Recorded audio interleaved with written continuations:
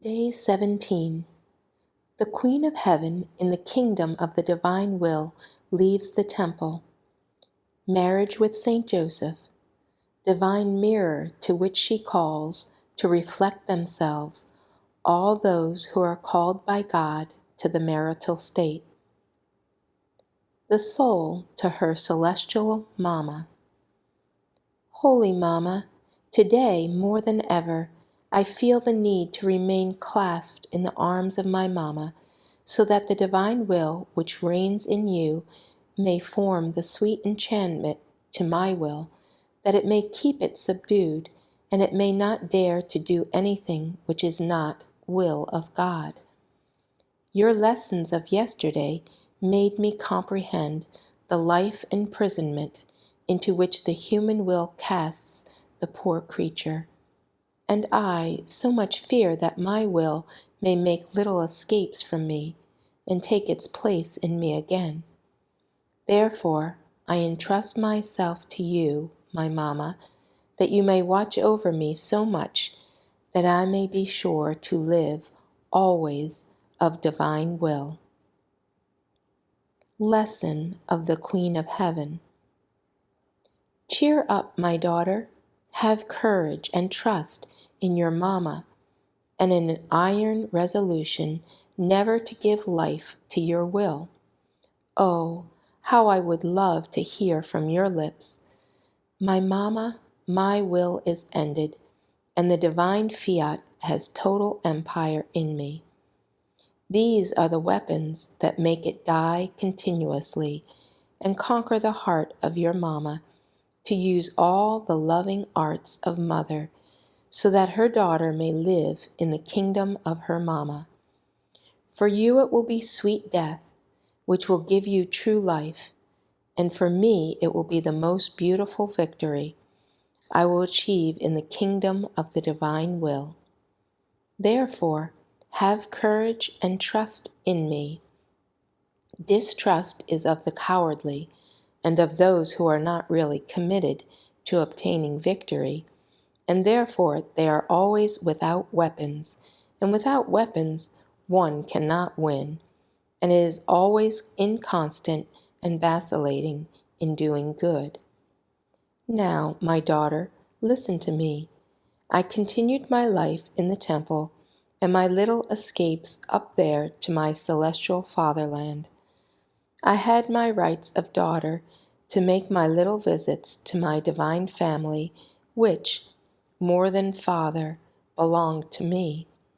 But what was not my surprise when in one of these visits of mine they made known to me that it was their will for me to leave the temple, first to unite myself in bond of marriage, according to the custom of those times, to a holy man called Joseph, and to withdraw together with him to live in the house of Nazareth. My daughter, in this step of my life, in appearance it seemed that God wanted to put me in a trial.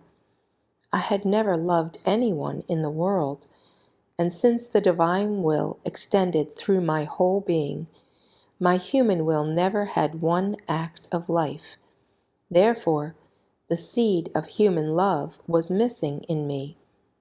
How could I love a man in the human order, as great a saint as he might be?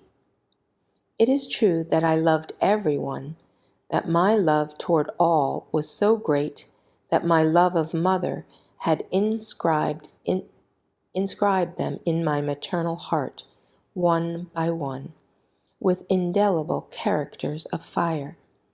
But this was all in the order of divine love, and human love, compared to the divine, can be called shadows, shadings, atoms of love. Yet, dear daughter, what in appearance seemed to be a trial, and as though strange for the sanctity of my life, God used in an admirable way in order to fulfill His designs, and to grant me the grace which I so much longed for, that is, the descent of the Word upon earth. God gave me the safeguard, the defense, the help, so that no one could talk about me, about my honesty. Saint Joseph was to be the cooperator, the tutor, or who was to take care of that bit of the human that we needed, as well as the shadow of the celestial paternity in which our little celestial family on earth was to be formed. So, in spite of my surprise, immediately I said, "Fiat," knowing that the divine will would not harm me or prejudice my sanctity. Oh, had I wanted to put in one act of my human will, even in the aspect of wanting to know no man, I would have sent to ruin the plans of the coming of the Word upon earth. Therefore, it is not the diversity of states that prejudices sanctity, but the lack of divine will, and of the fulfillment of one's duties to which God calls the creature.